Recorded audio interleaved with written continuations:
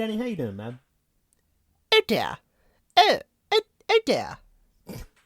Very good. I like, One I like. Oh. Ibble dibble. That's Yeah. such a surreal scene. Ibble dibble. Yeah, it Yes, takes very about good doing that. fucking 30 seconds to get that out. Yeah. Oh, yeah. man. Well, there you go. Don't play parlour games with Thatcher unless it's shoot Thatcher. Yeah. Well. Yeah. Yeah, but there you go.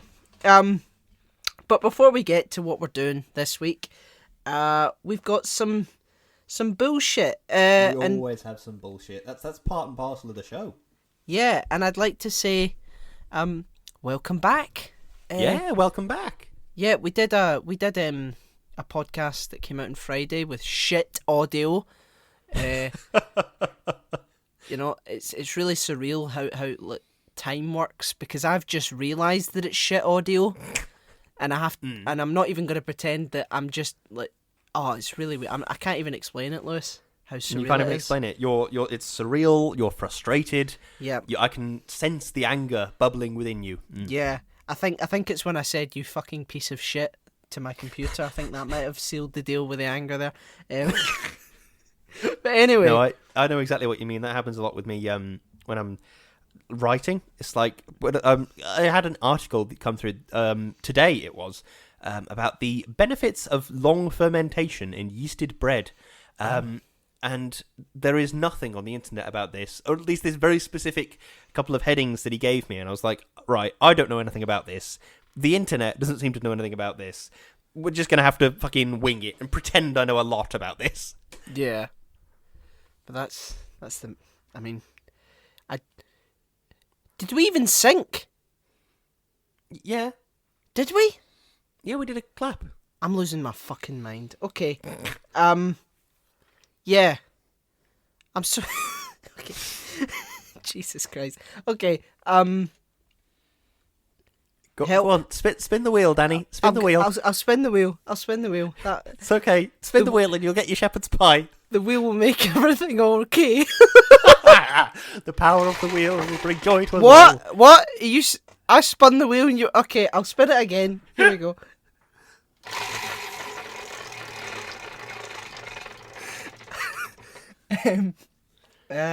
Psychics. Right. Real ones? Fake ones? What? Yeah, it's a potential. It's a potential hot take, Lewis. Okay, hit it. So, all psychics are scammers, and I really don't like them. Mm-hmm. Yeah. Yeah. I know what you mean. I think. I don't know. I think there are people with greater empathy than other people. Like I really struggle to tell what someone is feeling. Generally speaking, like I don't know. Maybe I don't know. I don't mean like really empathetic people who have like a talent for like, you know, sort of assessing how someone feels based on like their body language and all that. Like that's fantastic, and I wish more people were like that. I'm talking about the fuckers who will pretend that they can hear your dead relative to try and grift money out of you, like those people.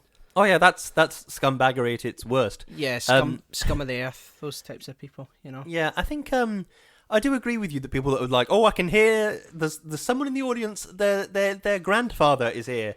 It's Bill. Yes, Bill. Yeah. Bill, that's it. I think that's sort of awfulness. But I do think that I don't know. I think that right. You're gonna have to stick with me on this one because Okay. I'm not entirely sure how I feel about this. So we're gonna get through it together. If we all hold hands, we'll get to the end of my sentence together, everyone. That's not my hand you're holding, Lewis. Right. Oh well, that's thrown me for a loop. Christ. I can't believe I've just employed a fucking Mrs. Brown's Boys joke. Holy shit. What is wrong with me today? Fucking hell.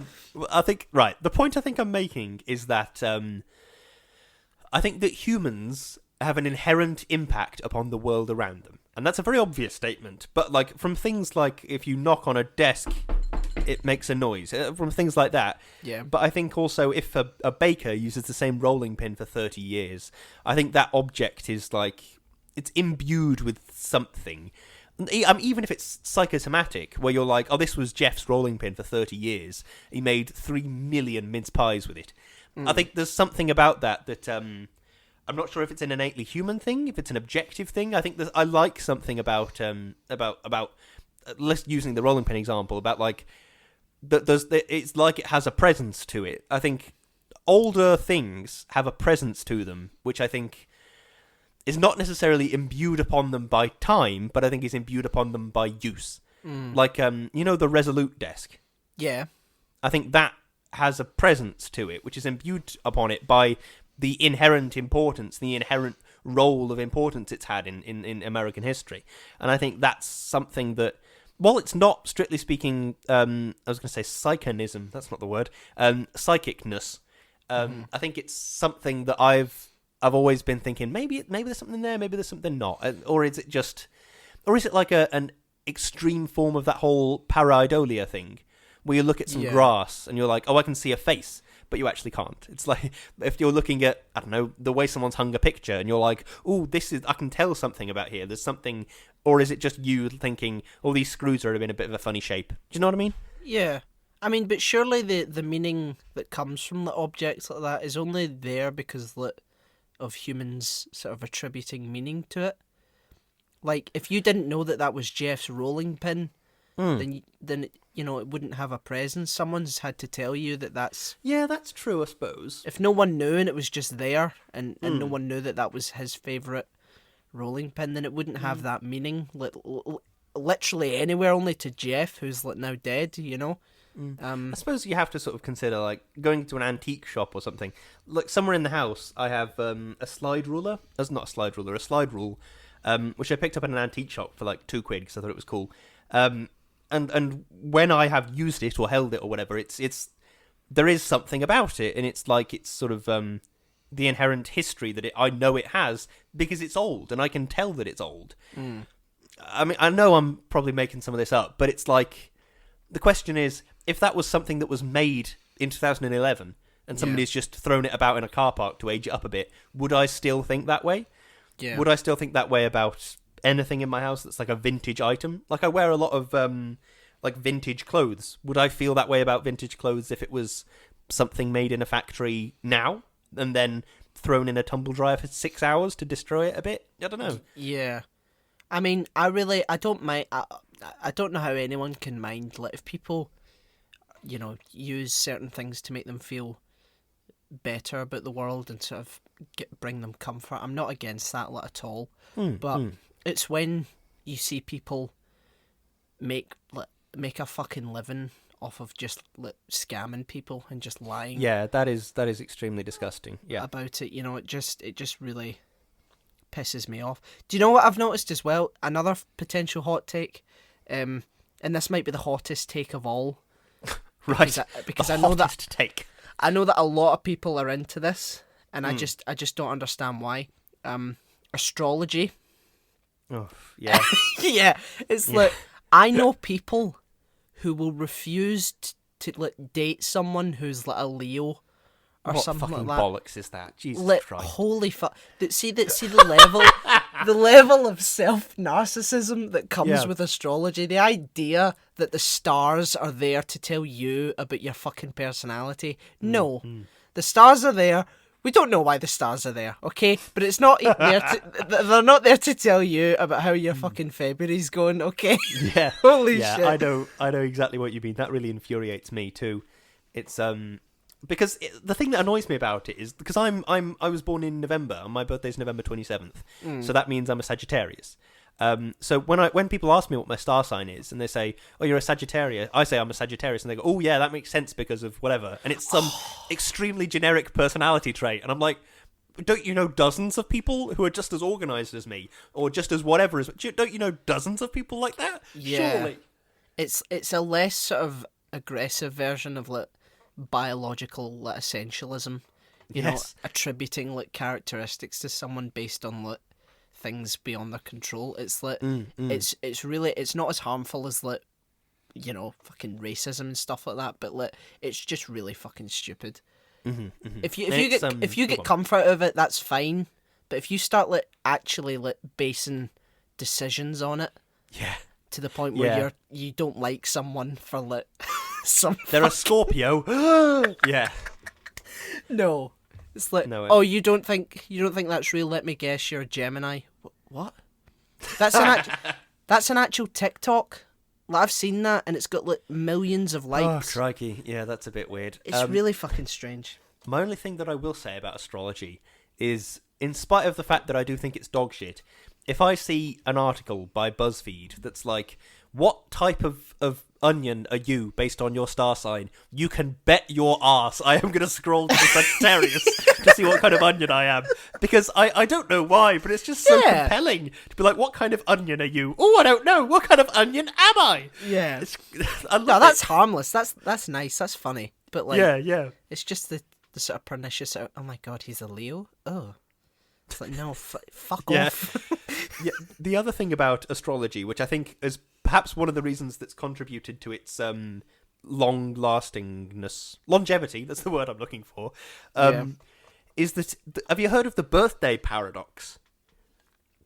No, I haven't. It's something like, I can't remember off the top of my head exactly, but it's something like, if there's 26 people in a room, there's an extremely high chance, like 80 or 90%, that 2 of them will have the same birthday. Really? Yeah, even if it's a relatively small group of people. It's this bizarre mathematical paradox thing. But what I think that means is that if you're in a room with 10, 20 people, and you start saying, oh, I'm a Sagittarius, I'm a Leo, I'm a Scorpio, whatever, I think then you'll say, oh, well, you two are both Sagittariuses, what have you got in common? Rather than saying, well, what haven't you got in common? Yeah. Because I think if 2 people say, oh, we're both Sagittariuses and we both like rugby, you say, oh, well, that's something that all Sagittariuses must like. It's like it's a flawed way of reasoning. It's this thing exists because I see it, rather than this thing exists in a vacuum sort of thing. Yeah, that's the whole sort of thing with astrology and psychics as well. Just to bring it back to that, it's like the sort of descriptions of these sort of star signs are so fucking vague that they could apply to anything. And psychics will use a method called cold reading, where they'll list out names that begin with J, and then say, do you know anyone that's died with the name John, Jonah, Jeff? They'll just then it's like, oh yeah, my second cousin, fucking Jeffrey. Oh yeah, he died. See, there you go. Plus, if you're coming to please. Yeah. Plus, if you're coming to an astrology show, you've probably lost someone recently. That's probably just like an automatic filtering system. It's like it's like self-selecting a bias. Do you know what I mean? If it's unlikely that you're not going to know anybody who's ever died, and you think, oh, I'll go to an astrology thing and see if they know anybody that hasn't died yet, or who's next to die, sort of thing. Like plus, people die all the fucking time. That's like the whole. That's the one thing that's guaranteed to happen. Yeah, exactly. Well, and they'll say, but and they'll say, did he die from something in his chest? Like, that could be fucking anything. Well, that, but also the 2 leading causes of death are respiratory failure and heart failure. So both of those are in your chest. Yeah, exactly. So straight away you're wiping out 60% of all deaths. Exactly. Is something's gone wrong with his lungs or something's gone wrong with his heart. It's just a really sort of scummy probability. That's what it is. Yes, it is. but there you go. Oh, right, go on. Spin the wheel again. I've got something. Okay. Woo! Oh, wait. I'll do it again. Woo! Okay.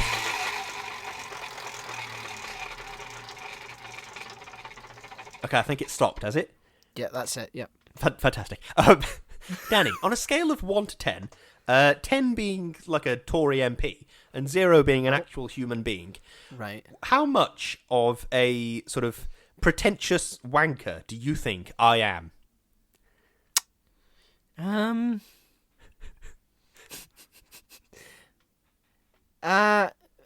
Maybe a 1. Oh, okay, because I bet that number's about to skyrocket. I have started doing something in my free time which is extremely pretentious, but I quite enjoy doing it, so I'm not going to stop. I am making my own plant-based meat substitute.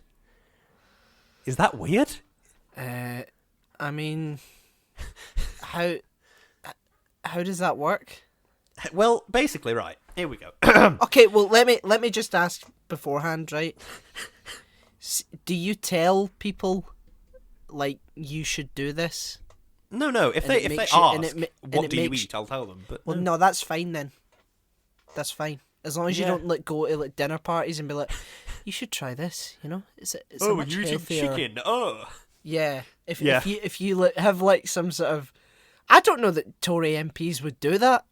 I don't think they. I think if I don't think they have the creative ingenuity enough to do that.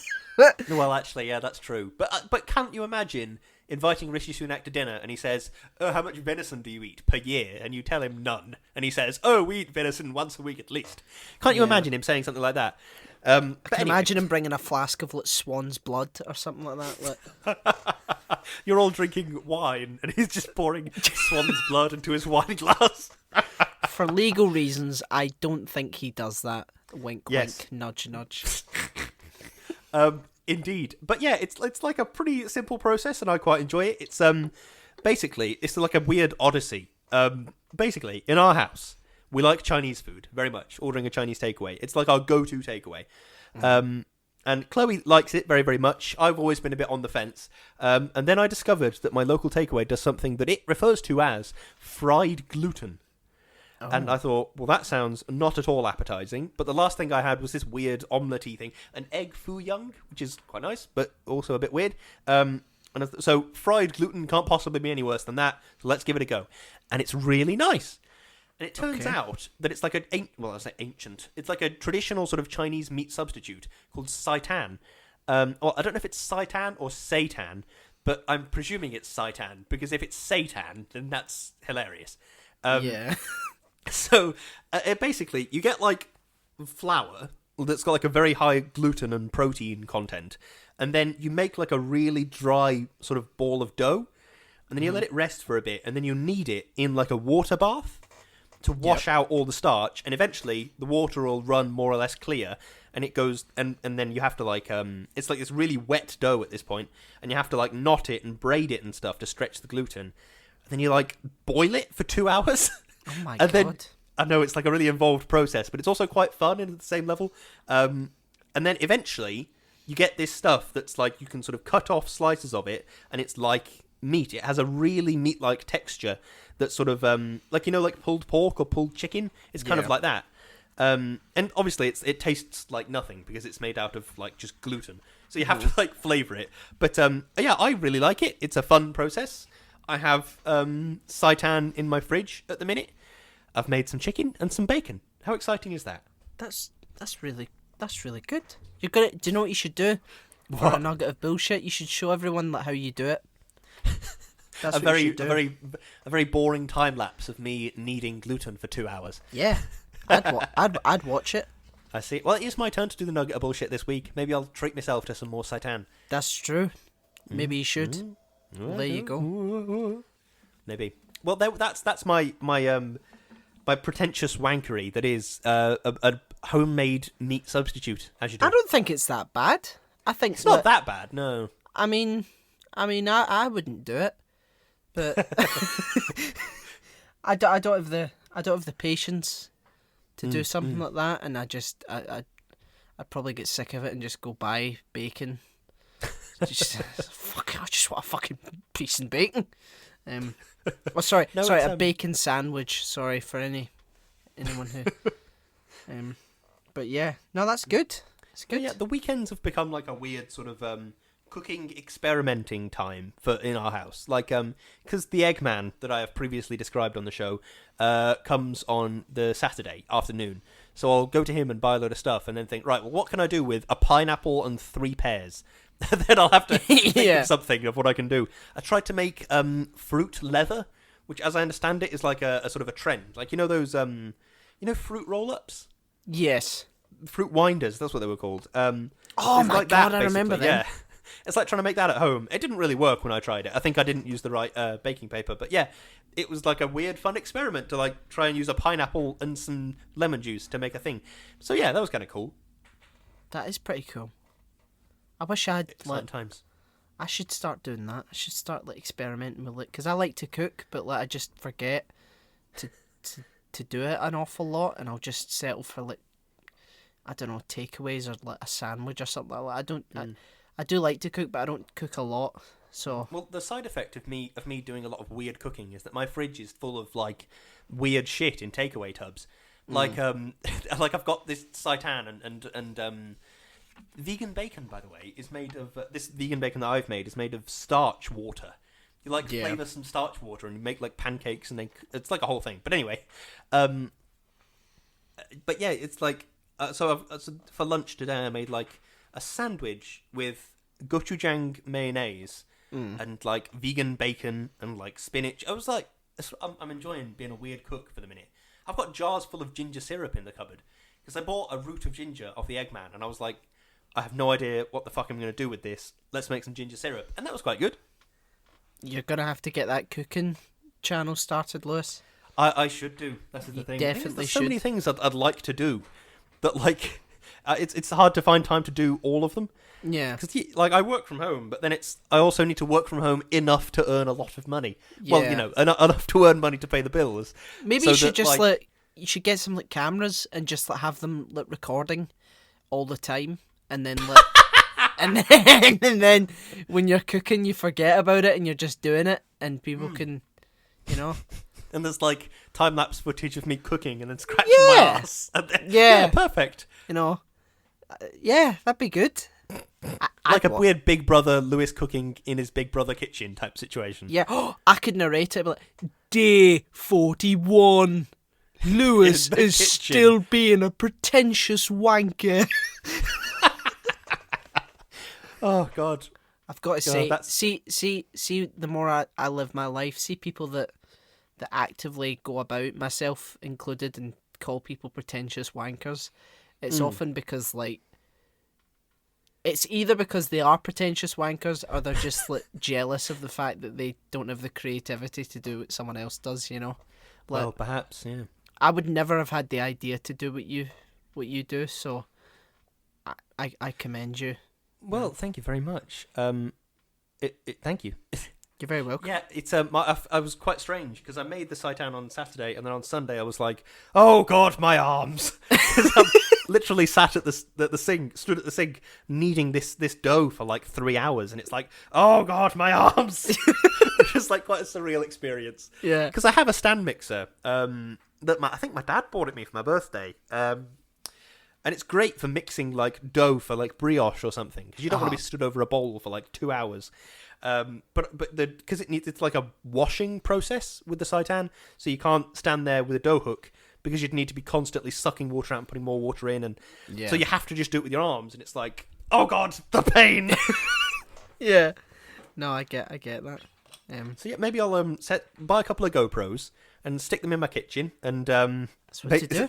Yeah, sky's the limit. Yeah, exactly. On this weekend's cooking show, we have Lewis failing to make biscuits. Right, we made some fucking banging biscuits this weekend, and I don't care if people are tired of the cooking content. You're fucking hearing about these biscuits because they're great. If you Google soft biscuits, I think it's like the second or third recipe that comes up. They're like vanilla butter cookies or something they're called, but they are fucking gorgeous. It's like this really buttery dough. Chloe makes them, and she's really good at it. In which you make the little balls of cookie and then you sort of squish them with a fork to give them a bit of a pattern on the top. And then they go in the fridge for a bit before they go in the oven, and that means that the outside cooks more quickly than the inside. Yeah. So you get the outside is like a little bit crunchy and the inside is like really soft and light and butter. Oh, mate, they're banging. Lewis, you need to fucking start this cooking channel, okay? Because you clearly have a passion for it and you clearly know what you're doing. And do you know what sells more than anything? What's that? Watching people make food. Well, perhaps just look at binging with Babish. Look at how much fucking clout he gets. It's like I think it also helps that Andrew Ray has such a silky, buttery voice. Yeah, it's like, I mean, I could listen to him talk about like anything for hours. It's like, yes, I do want to hear about how bacon's made, Andrew Ray. Thank you. Yeah, it's. I mean, I don't. There's stuff that I just think.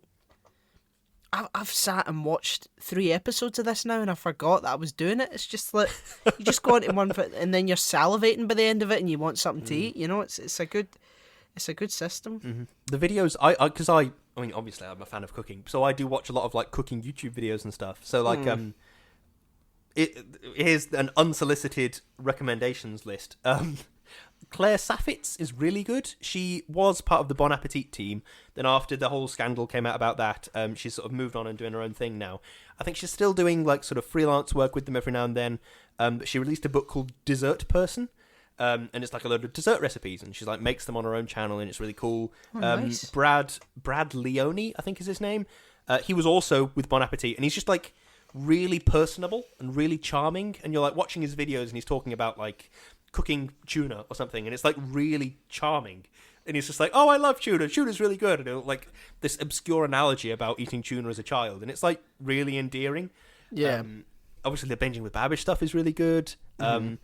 I can't think of any others now. But yeah, like I love cooking YouTube. It's like weirdly entrancing, isn't it? What was the name that we thought of?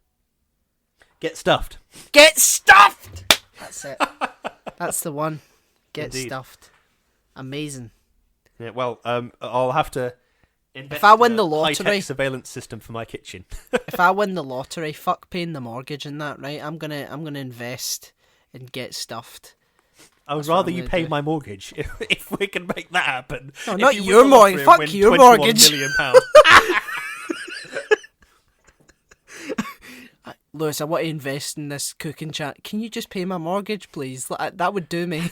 That would be it. Because if I didn't have to pay the mortgage down, I could invest in the cooking channel myself. Can't we Yeah. just do that? No! Yeah. This cooking channel must go ahead. Oh man, I think we've talked far too much now. I think we need to get on to what we're actually talking about here. Yeah, I think we do. Go on, let's have a quick chat about The Crown. Okay, yeah, let's The finish. 5 minutes left of Let's this show. finish off with The Crown. Yeah, so we're doing The Crown, and it was created by Peter Morgan. It has many directors, far too many for me to list them. Go to Wikipedia, and it is starring Claire Foy, Olivia Go to Colman. Wikipedia, you lazy fucks. Danny do all the fucking work. Come on now. Claire Foy, Olivia Colman, Matt Smith, Tobias Menzies, or is it Tobias Mingus? I'll say What? Tobias No, it's Menzies. not Tobias Mingus, it's Tobias Menzies. I'll go with that. I'm sure I heard someone say it like that before. John Lithgow, Gillian Anderson, Helena Bonham Carter, and Emma Corrin, Yes, and others. correct. Yep. Do you have an opening statement? I do. It's a fascinating sort of drama into what I would argue is the original reality TV. Yeah. Which is like royal families doing stuff. Yeah, Can't you imagine? Before Towie and before Made in the Chelsea. Kardashians and Yeah, it was, oh my goodness, Prince Jeremy has absconded with the Russian ballet or whatever. I don't know. yeah. That Is was that- lame. That was a poor headline. Is that your opening statement, or is it?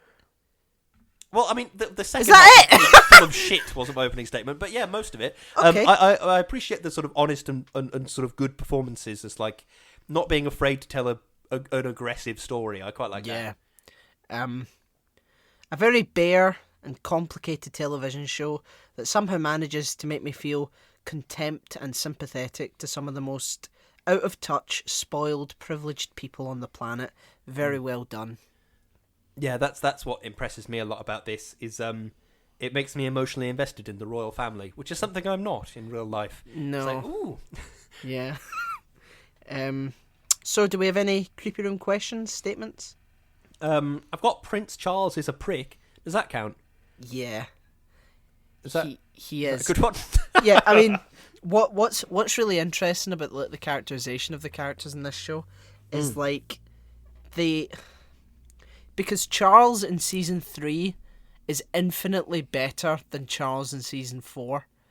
Like, you know, the whole Wales episode, Yeah, like yeah. when he has to give his speech, like you really feel sort of sorry for him, you know, because he's been like, you know, he just looks at this family and he's almost like in awe of like this, you know, this Welsh mother hugging her son and sort of like jealous of it. Like, it's really kind of sad. And then to like end that episode with no one gives a fuck about you and no one wants to hear your voice and stuff like that. It's like you can almost like understand why someone who's like completely deprived of warmth just becomes cold and like pretty rude and dickish, you know.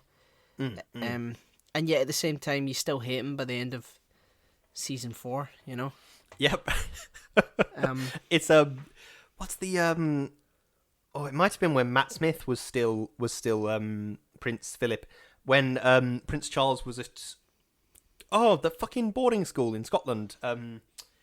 What's it pissing called now? I can't remember. No, neither can I.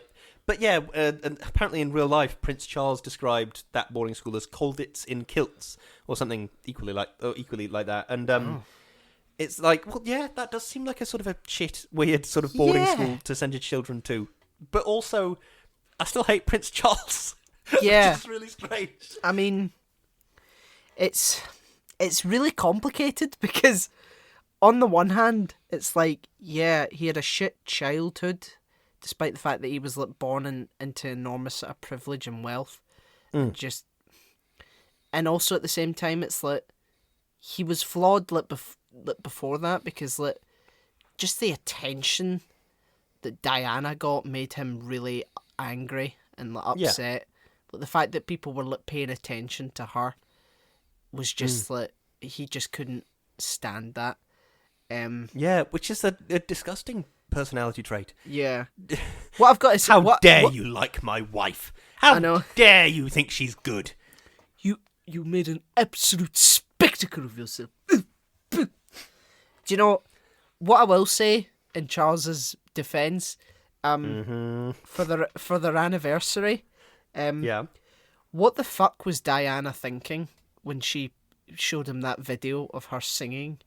Like, he got her a book about her family home, and like it was about her, and then Diana was like, I want to show you how I feel, so here's a video of me singing on Broadway. It's like, I mean, okay. It is a bit you already know that he's got an ego issue, and you've made your gift about you singing, you know, and it's a shame because it's clearly from like a naive sort of like, oh, I just want to show you how I feel, and you know, I just think if I was married to someone for 7 years, and I'd went through like their family history to get this book and stuff in a first edition as well, and then they showed me a video of them singing, I'd be a bit like, okay, I mean, it's nice. You're a good singer, but like... No, I mean, I know exactly what you mean. I think it's about how is perhaps Diana's motivation to make that video not more important than the video itself, if that makes sense. If she's saying, I love you so much, and this I don't know how to show you apart from by doing this, so please appreciate it, sort of thing. Is that not more important in itself than the actual gift itself? Because on the same level, if somebody gave me a book on the Brindley family history, I probably wouldn't give that much of a shit. Do you see what I mean? I understand, because it can be played either way. It's almost as if both gifts are still like rooted in a sort of selfish motive, like because Charles is really interested in that stuff, and it's like maybe he shouldn't have got a book about her family history.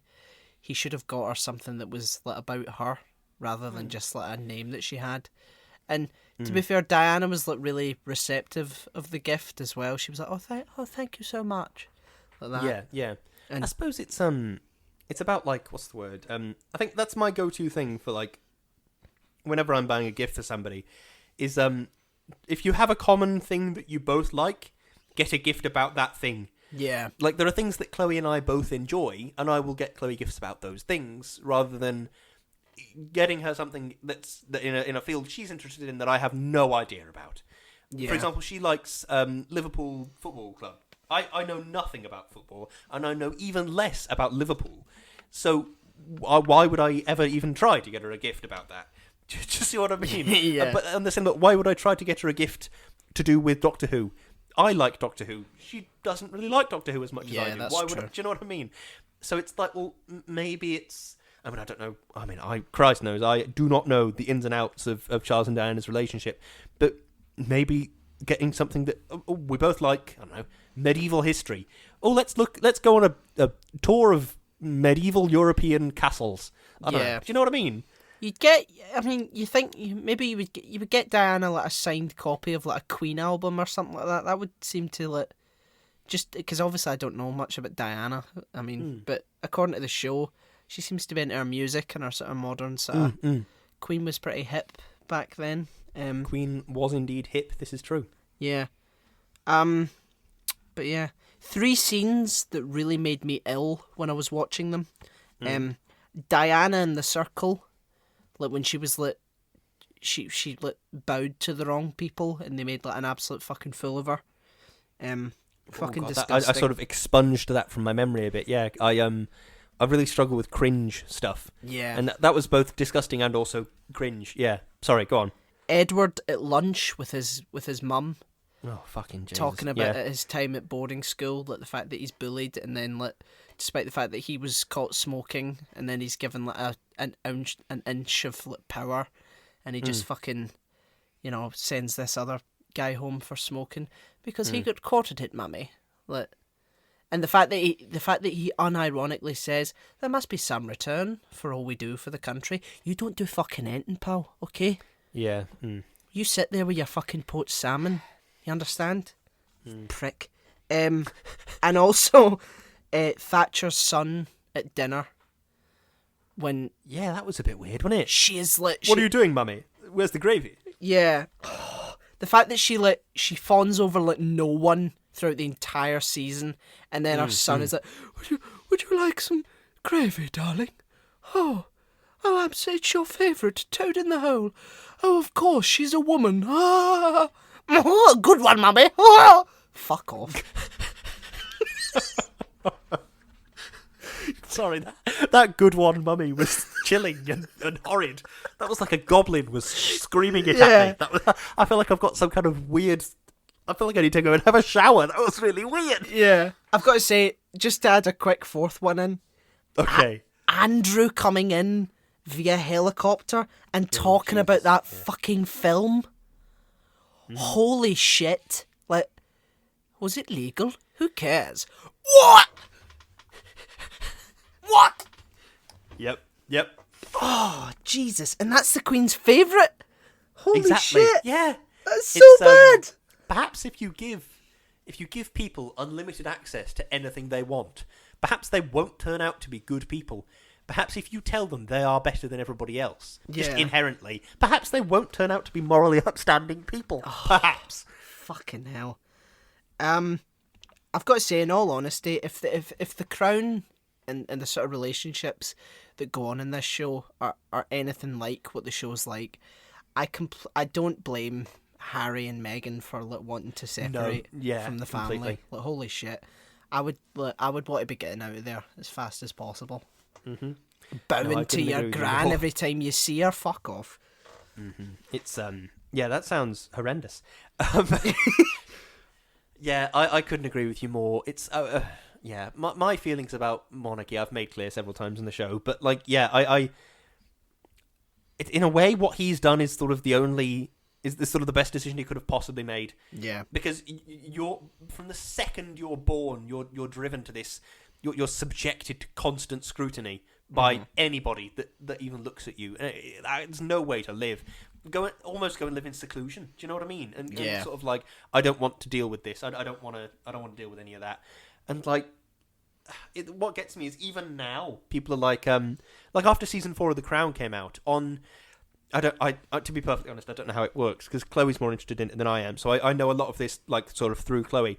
But on Charles and Camilla's official Instagram, the Duke of Cornwall or whatever he is, the official Instagram, they've had to stop commenting. And on the official Twitter and Facebook and everything too, because people were just commenting and saying Diana forever, we love Diana, etc., etc.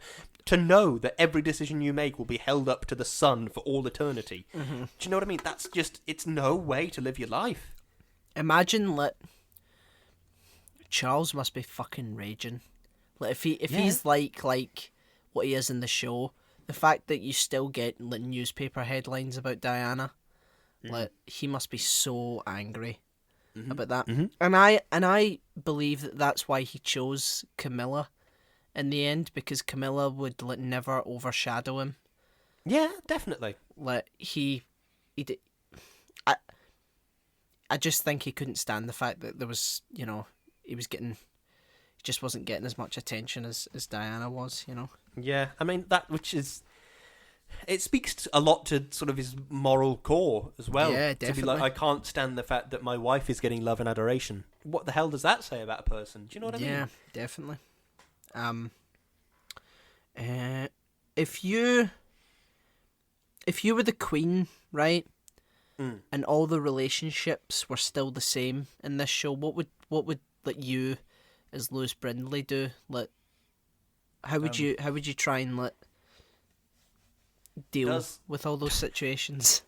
Does selling all of my crown jewels and then donating all the money to a charity and then killing myself, is that an option? Can I do that? Yeah. Would that be all right? It certainly is.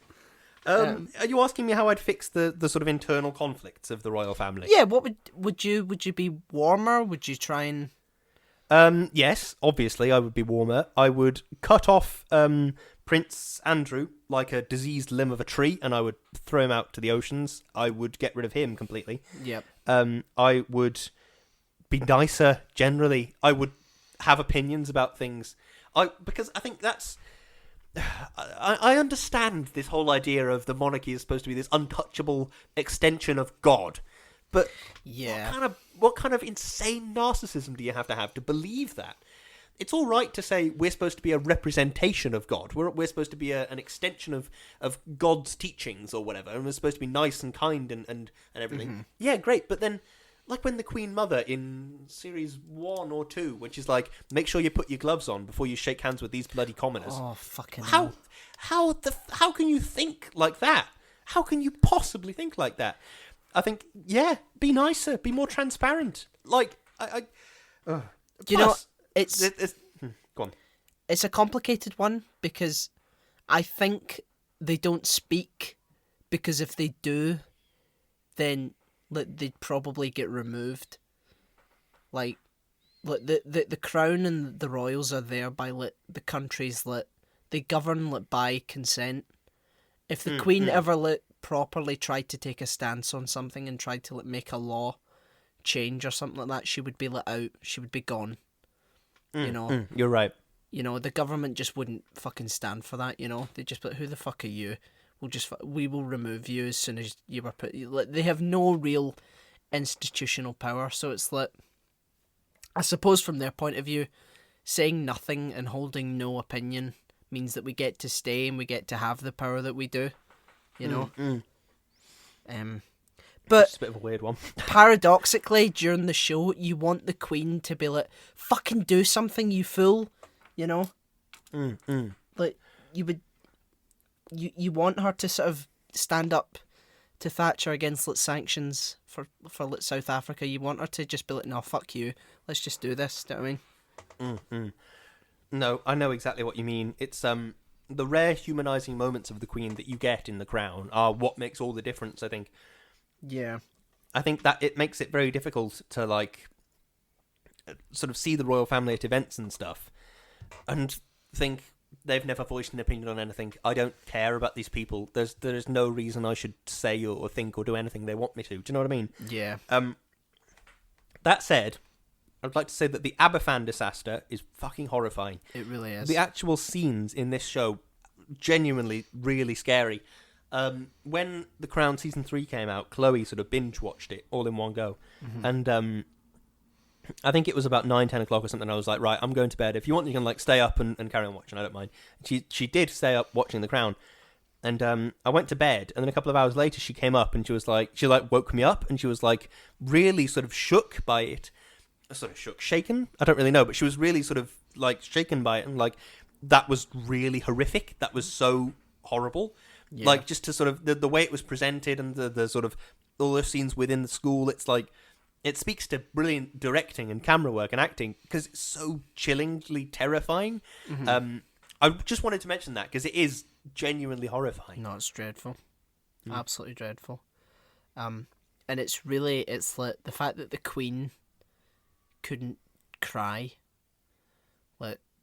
oh my god, the fact that Philip was crying, like, you know, the guy who you just wouldn't expect to cry, but the fact that the Queen just couldn't bring herself to like weep is like pretty fucking. It's really sad. It's really sad. Yeah. Like, there's a quote from the last episode of the fourth season where Philip's like, everyone in this system is a lost, lonely, wretch of a person, you know?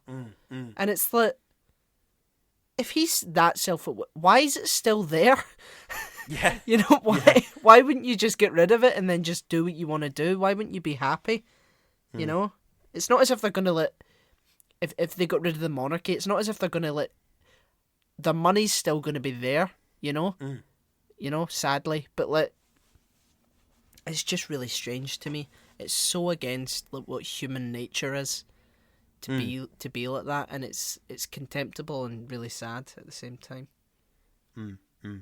I do want to say, though, I really liked Matt Smith in the role of Prince Philip. Yeah. I think he was really good at that. Definitely. At sort of everything from the littlest things to the biggest things, he was very sort of... I believed in the character in a strange way. Yeah. And it's sort of that characterization of like coming to terms and sort of accepting what he's given up for the, as he sees it, as the greater good, as the monarchy. That's such powerful characterization, and it informs a lot of his decisions through the rest of the show. Yeah. And it's just sort of, even in sort of, it brings sort of context to things in real life. Like we were talking about Harry and Meghan, and about how they've chosen to just leave the royal family. You can sort of think, well, if Prince Philip is like he is in the show, and he's sort of thinking, well, I've given up so much to be a part of this family, why can't Harry do the same, or whatever? And it's like, well, yeah. Of course, the thing is, well, should Prince Philip have had to give up so much? Should any of this be the case? Should anybody, regardless of their status as a Windsor or not a Windsor, should they have to give up such enormous things that they care about so deeply, you know? Yeah, definitely. I mean, I don't know, because if I suppose if you want to be in that system, then I suppose concessions, like if we're gonna have like a sort of ceremonial monarchy, then I don't want them to have like rightly or wrongly, I don't want them to have like a normal life. I don't want them to be able to do things the way that normal people do it, you know? If you choose to do that, if you choose to be like an actual sort of monarch, then yeah, you're not going to have the same freedoms, and like you're simply there to serve, essentially. Yeah. You know, if that's what you want to do, if we're going to keep the monarchy and we're going to pay taxes to you every single year, keeping your lavish houses and all that, you're not going to have what you want, and you're going to fucking be the ceremonial figurehead if that's what you want to do. But don't then start complaining about how lonely you are and shit, you know? Either get rid of the system and do what you want to do, or keep the system and, yeah, do your job, you know? Can't have it both ways. You can't have your cake and eat it, you know? Yeah, I do know what you mean. Have you got any other bits of the Crown notes, or are we back on the anti-royalist speeches for a bit? Do you have a favourite member of the family in the show? Probably Princess Anne. Yeah, that's what I was going to say. She's sort of like, well, a lot of hard has been done by her, and she's like, right, well, we're going to have to make the most of it then. Going to have to make the best of it, sort of thing. And I quite admire that trait. Yeah. Of like, I don't like the situation I've found myself in. Just going to make the most of it, sort of thing. I quite like that. I agree. She's very sort of honest. You know, even in terms of like when she's with like her I mean, it's a horrible thing to say, but like the fact that when Thatcher comes in like dressed in her evening wear or whatever for dinner, just Anne is just sitting there and she looks at them and just goes, "Christ," like that. Yeah, I know what you mean. Yeah, the fact that someone could be as honest as that is like, you know, for the wrong reasons, but like, yeah. Do you have a least favourite member of the family? What do you think? It's got to be Prince Charles, isn't it? I mean, it's just... I don't think there's a redeeming quality about Prince Charles in the show. I can't think of one. Of, like... this is my great problem with villains in media and in stuff, is like, okay, however many horrid things have happened to you, but does that mean that you then have the right to do horrid things to other people? Yeah. No, of course it doesn't. Like, whether it's Prince Charles in The Crown or whether it's Thanos in Avengers Endgame. Exactly. Okay, yeah, people on Thanos' planet laughed at him for having a bumpy chin. And therefore he gets to kill everyone? What? Yeah. I mean... it doesn't... You know what I mean? That's what makes villains so, compelling, though. Charles is someone who, in the context of the show... Before I even say it, I'm sick of people saying, oh, well, it's not real, it's not... Yeah, I know it's based on a fucking play. It's like, yeah, they're going to take some artistic liberties there, And people pretend as if it's surprisingly accurate, Yeah, a lot of it is accurate, but there are bits like the Fagin scene, that didn't happen. No, it was like, it's sort of adjacent to what happened in a weird way, wasn't it? He did ask her for a cigarette, but then she was like, what are you doing? And then ran out of the room rather than standing there with the phone. But that was a good scene. It was a good theatrical scene. I really like that, yeah. Yeah. I mean... the one... Go on. No, sorry, I've talked too much. On you go. It's sort of about that scene, but also about sort of generally, you're sort of given to believe that the Queen holds these fairly left-wing, the greater good of everybody sort of beliefs of like, everybody should be happy, everybody should be well, the British people, my subjects, or whatever, should be well and happy. But that's something I don't quite get. No. Because if you truly believed my subjects should have the greatest quality of life possible, why are you hoarding all of this wealth and gemstones and houses? And say she starts selling houses and people start kicking off. And, well, she's the Queen, she should have houses. Well, you are the Queen. You can make these decisions. That's up to you, right? It's interesting how the show knows that the only way to make the Queen a bit more redeemable is to give her these sort of left-wing, sort of compassionate views. But I don't think the Queen's like that in real life. No, I know exactly what you mean. If you're raised by royals and you believe that God appointed you to be a monarch, how can you possibly have these views? Like, how? I don't think it's possible. Yeah, exactly. It's that thing that was it Queen Mary, the Queen's nan, Queen Mary. Yeah. When she was saying all that stuff about, we were appointed by God to do what we do. How could you possibly believe that? I know. Okay, let's say for the sake of argument that it is the case. How far back does it go? I understand that's the whole thing about the royal families. You can trace their lineage back to like 400 AD or whatever it is. But say God picked Jeff off the street as his main guy back then. Is that then... Is Jeff's great times a million granddaughter, the Queen, is she going to have the same values as the original Jeff? Yeah. Do you know what I mean? What's the cutoff? What does it... It's really interesting how they say that, but we all know that it was just a bunch of fucking cutthroats who accumulated power and then just said, oh yeah, God put us here, so deal with it. See if you Unless it was just the Monty Python God. It's just like big bloke in a cloud. Jeff, you are my appointee for Britain. Sorry, what? I didn't vote for him. I'm the king, you don't vote. What's that? What's the It was I forget what it was now. It was one of King Arthur's minions started beating like a servant in the field. They were saying, "Oh, this is abuse of constitution" or something. Monty Python. How fucking good is Monty Python? I love the Black Knight scene where his arm comes off. Tis but a scratch. Yeah. He's not the Messiah. He's a very naughty boy. See if you were the press secretary for the royal family in today, yes, and you hold the opinions you do, and you're Lewis Brindley, and you have full autonomy of the image of the royal family. What would you do if your aim was to try and make them look better? If my aim was to try and make them look better, I would try and resurrect Tommy Lascelles, because he seemed to be the only press secretary in the Crown that nobody was doing. Yeah. So I'd try and resurrect him and get him back in. I'd try and master necromancy. Is that an acceptable answer? That is, yep. Again, I think I would cut off Prince Andrew. I would cut him off like a diseased limb of a tree. Yeah.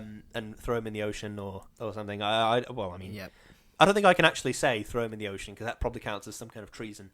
For legal reasons, I would send him to Switzerland or something. Yeah, the fact that he's taking a step back from public life. No, he's taking. He should go to jail. Yeah, to jail, please. Yes, exactly. It's and those things about how the laws, theoretically, the Queen can't be arrested because the police serve at the Queen's honour or something. It's like you can't arrest the person that you're arresting for. Or something absurd. Isn't that insane? That is so fucking delusional. Like, exactly. She can just theoretically she could walk into a bar, knife a guy and then leave, and the police would be like, "Well, what do you expect me to do, lad?" It's the Queen. Yeah, exactly. I do think that if the Queen ever did go on a rampage, she'd probably be tackled to the ground and just removed as quickly as possible. Yeah, I don't. Okay, I want a TV show where that happens. Okay, that's what I want. I want to see the Queen lose it. I want to see Claire Foy go on a massive rampage, please. Maybe you should view The Girl with the Dragon Tattoo as a direct sequel to The Crown Series 1 and 2. I want to see Imelda Staunton in season 5 go on a fucking rampage. Okay, and then let's see what happens. See what the government would have to do in order to... What would happen? I imagine the monarchy would be immediately quashed. Yeah. Do you think when the Queen dies, the monarchy will end? No, I don't think so. I think it has the weight of time behind it. I think something will need to happen to trigger the end of the monarchy. I think it'll be a... I don't know. But I don't think the monarchy will just end when the Queen dies. Do you think Charles will give the crown to his son, or do you think he'll hold on for as long as possible? Well, the thing is, I genuinely think the Queen will probably outlive Charles. I think the Queen... I genuinely think the Queen will probably live to about 130 or 140. Yeah, she'll turn into I think she'll break some kind of record, yeah. Yeah, she'll remove her mask, and the lizard face will be revealed for all to see. I wouldn't go that far, but... yeah. But no, yeah, I genuinely believe that the Queen will at least attempt to outlive Charles, and he'll only have 3 years on the throne or something. Yeah. But that does speak about his moral standing, doesn't it? All the things he's done in his life that are sort of morally reprehensible. It's let's put the crown on his head. Yeah, great. Oh, Jesus. Do you have a favourite episode? I don't know. The John Lithgow bits are my favourite bits. So whatever is the most John Lithgow heavy. It is fog, ma'am. The crown. Yeah, I really like John Lithgow. He's from New York. He's not British. No, I know. I know. No it's idea. so weird, Because that is just such a stunning impression of Winston Churchill. Yeah. The crown. Your grandmother made us stand like privy councillors, ma'am. There you go. Was Churchill that tall? Couldn't have been that tall. I don't know. John Lithgow's very tall. I think the Queen is very small. Yeah. How tall was Winston Churchill? 1.67 metres. That's not very tall. It's not very... Yeah, that's not very helpful. It is...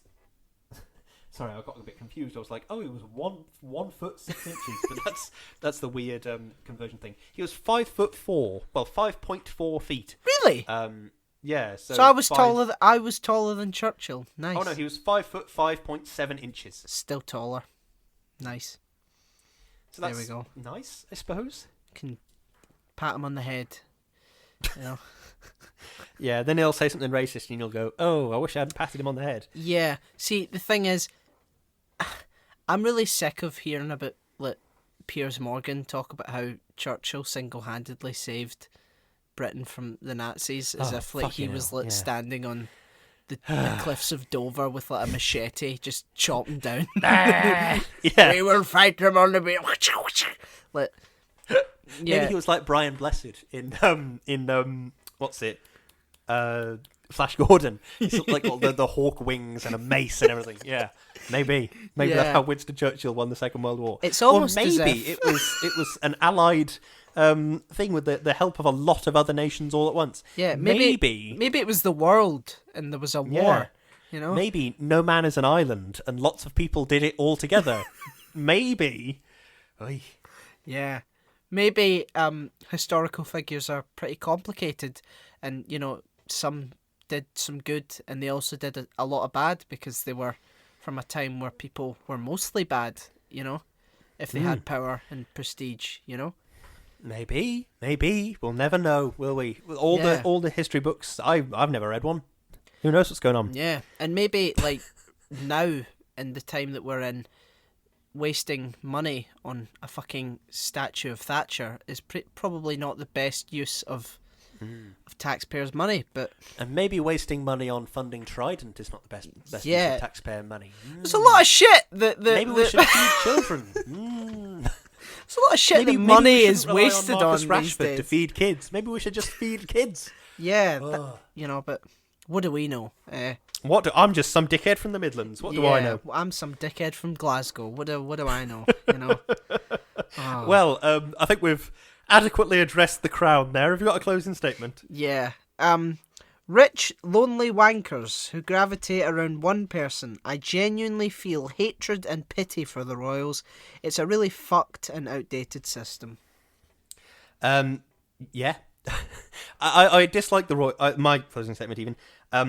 I dislike the royal family very much, and I disagree with a lot of the things that they stand for. But I very much enjoyed the Crown TV show. Yeah. I find it fascinating to see this. It's bizarre that it's the original reality TV program before there was even TV, and I find it genuinely brilliant. So that's my closing statement. It's a good closing statement. Yeah, thank you. Well, there you go. That was the Crown. Oh dear. Who's Billy Joel? Oh, Billy Joel. Oh. What are you talking about? There you go again. Oh. I'm trapped in it. Oh my god, it's hearing itself. He's trapped in a loop now. I say quite a lot. But anyway, it's time for some... You know what else I've noticed you say a lot is definitely. Definitely. Yeah. I don't even say definitely. I say definitely. Well, I speak like a wanker, so definitely is how I say it. Absolutely, I'll say that from now on. There we go. Shifting it up a bit. But... Or you could say oui oui. Get your French on. Be like, oui oui. And then move on to your next point. Or si in Spanish. Yeah. Or si in Italian. Ja in German. Yeah. Or da in English, I suppose. In Russian. Da in German. Yeah, I mean, we're running out of like languages now. Because I don't know very many non-European languages. Yeah, exactly. But quick, yes. Let's do some shilling to save ourselves from this linguistic nightmare that we've found ourselves in. Yes, we're all on Linktree. Lewis's Linktree is linktr.ree. Fucking hell, you're bad at this. / Lewis Brindley. linktr.ee/ and then Lewis_Brindley. Fucking hell. Okay. linktr.ee/ Lewis_Brindley. There we go. Crikey. And mine is linktr.ee/ O'Hiram, and the podcast is linktr.ee/ Shouting into the Void. Oh, God.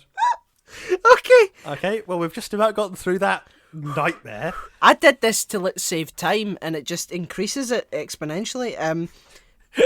We have a PayPal donate button, so anything you can spare, anything at all. We know it's difficult times at the moment, but it would be really appreciated. We're also on Patreon, and we want to thank our wonderful, wonderful patrons. Chloe. Thank you. Darius. Thank you. Sophie. Thank you. Peter. Thank you. Aditya. Thank you. Richard. Thank you. Natalie. Thank you. And newcomer, Dougie. That's the last one of them, Dougie, so I hope you appreciated them. Definitely. Thank you so much. You make this podcast possible. All your Indeed your donations really help us out, and you're the bedrock of the podcast. So thank you so much. Yeah, you enable us to do this, and we would have it no other way. So thank you very much for supporting us. If you would like to join their ranks and suggest something that we do, or have a chat with us on the Discord, or join in our game nights, you can go to patreon.com/shoutingintothevoid, and you can check out all the tiers that we've got and have a look. Have a cheeky look. Definitely. We also have merch on Teespring and Redbubble. We sell lots of stuff, tote bags, jumpers, stickers, mugs, all sorts of stuff. Go have a look, see what you fancy, and if you don't fancy anything, then we tried. We also have a sponsor, an amazing... What the fuck was that? If you don't fancy anything, then fuck off. we also have a sponsor, an amazing sponsor called Right Side Yarns, and I'm editing this week, and we have an amazing advert for them that you'll hear now. Danny, I've got some amazing news. Oh, really? What? I'm going to make you a hat. Thanks. But why? Well, because Right Side Yarns, who sell beautiful and unique wool, have recently released a new range. Oh, I've heard of them. Aren't they that fantastic Scottish business that sells high-quality hand-dyed products perfect for crafting with? They certainly are, and they're sponsoring the show. Really? Have they heard the show? Yes, and apparently they like it. Kezia, the owner of the business, has given us a generous 15% off code for any of our listeners to use. Is that why you've got Void 15 written in your hand? It is! If you or any of our listeners would like to use the code, simply enter Void15 at checkout with a capital V. Great! Where do I check out? You can go to their website at rightsideyarns.co.uk or check them out on Instagram at Kezia_rightsideyarns. Fantastic! This hat you're making me better be good. Amazing. Amazing. It just Danny, gets better. I don't know who's in the room with you there, but what would say Prince Philip think of that advert? Oh, it was absolutely exquisite. Yes, perfect. You nailed that one. Right. Thank you, Prince Philip. You're welcome. Oh no, wait! I was doing Charles. Oh shit. Oh well, Prince Charles. Sorry, Mr. Charles. That was. I can't do Philip. Fuck off. Okay. There's this old Russell Howard skit where he's like talking about when Trump goes to visit Buckingham Palace, and he's saying that the Queen's like showing him round, and it's like, oh, and here's the execution chamber, here's the throne room, here's this, here's Prince Philip. This face he does, it like captures Prince Philip's essence. It's bizarre. Yeah. Oh fucking hell. I could do the Queen. Very good. Yes. Very good. Yeah. Yes. I don't know what that noise was at the end. But anyway, last but not least, we are also partnered with another amazing company called Number 12 Crochet Avenue, and Lewis is going to say some fantabulous things about them, all of which are true. Indeed we are. Number 12 Crochet Avenue is a wonderful company run by my amazing wife, where she does a lot of little crochet bits and bobs. If you'd like to be kept up to date about that, you can go to her Instagram, which is at Number 12 Crochet Avenue. It is all letters and words. It's no numbers, no punctuation and all that weird stuff. It is just letters and words. So go and take a look. Treat yourself. Definitely. Oh, sorry. Absolutely. There you go. For sure. Certainly. There's a lay at the end of it. There has to be a lay. I see. Resolutely. Anyway, that is the crown, and yeah, let's spin the wheel for what we're doing next week, Lewis. Oh shit! Yeah. I know. Hang on. It's okay. I mean, thank the Christ. wheel will pick. The wheel will pick Yes, a random indeed, the suggestion. wheel will pick. Yeah. Whee! Mean Girls. Yes, we are doing Mean Girls. Yeah. Mean Girls is not the kind of thing we would normally do, but I watched it recently. I think it's on Netflix. I'm not 100%. And I don't... Right, okay. The main story is a bit meh, but I genuinely believe that Regina George is one of the most compelling villains of cinematic history. So we're going to be talking about that at great length. I think it's on Netflix at the minute. If it's not, I'm sure you'll be able to find it somewhere. Check it out and come back next week. There you go. Indeed. Well, that was the crown. So please tune in to Mean Girls next week, and we will hear you, see you, smell you, abolish the monarchy next week. Indeed. We'll see you then. Thank you very much for listening. Goodbye. Goodbye. Oh dear.